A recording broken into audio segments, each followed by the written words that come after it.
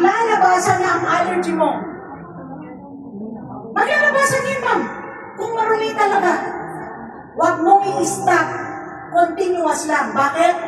Tatanggalin ng tibicus yung mga allergy mo, gaganda ang mukha mo, mawawala ang tulugot mo, mami.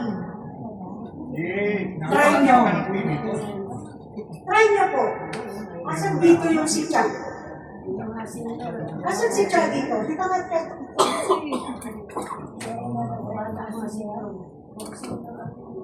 Eto si Cha, namit ko parang 2 weeks ago. Tama, Cha?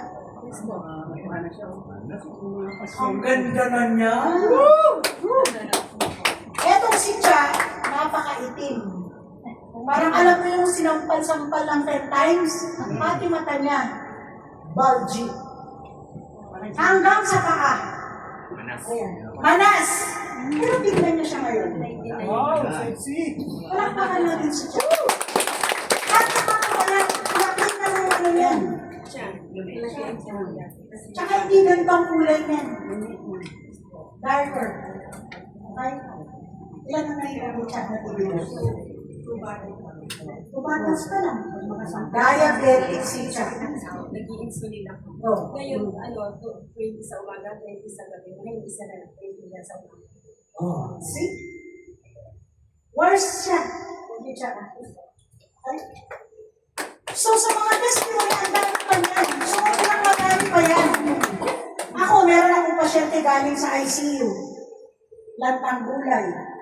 Ang iniinom mainit na tubig with tibicus. After a week, nakabangon ang pasyente. Hanggang ngayon, naglalakad.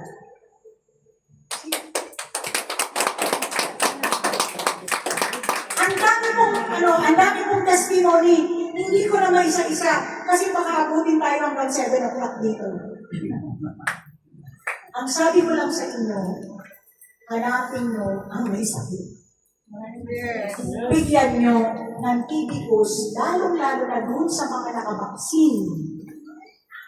Kasi yung vaccine na yan, inuunti na kayong pinapatay. So sorry sa mga nakabaksin.